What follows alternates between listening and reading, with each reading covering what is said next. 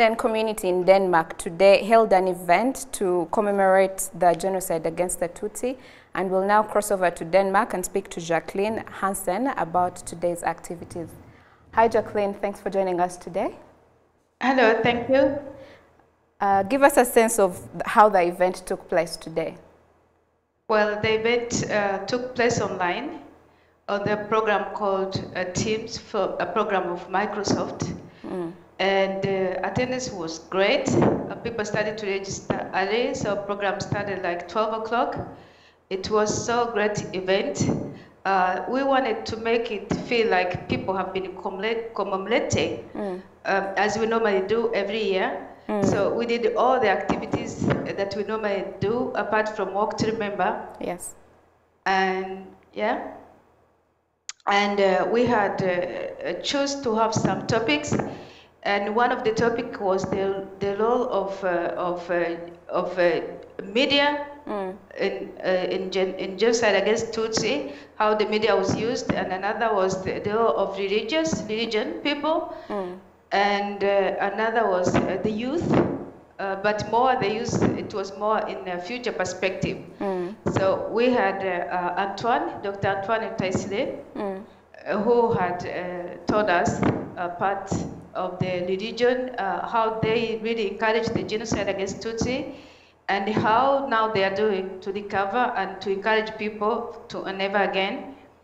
And we had Kalili Mangarambe, Mabre, who is a journalist at IGH. He lives in Belgium. He also took us deeper to what now I talk about religion first with Antoine Taisile, if I may correct that. But Kalima was more for the journalism, how the media did use their power to encourage genocide against the Tutsi. And it was a good because both Kalima and Taisile, they are genocide survivor and expert in their area. And we had a youth speaking to us, and finally we had an ambassador who had also a great message to Rwandans at this time, and who reminded us that it's very necessary for us to remember to our people. And she said that that this is something we must do and continually and hold each other in this time, and also because we have people here who has survived genocide, and it's very necessary we stand with them. And she said that we should actually have time also to be sad of what has happened, but not to remain in sadness, but to move further in on a never again, and teach the youth to be a part of rebuilding the nation. Yeah. Speaking of the youth, what do you think is the role that the youth play in this genocide, fighting against the ideology and deniers of the genocide against the Tutsi?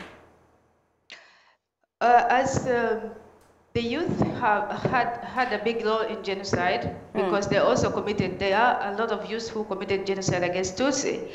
And the youth today are more aware. And they are more aware because of the people like the government of Rwanda, who has put effort on educating youth. And also the youth are aware of what has happened in Rwanda. And youth can also take the future in their hands.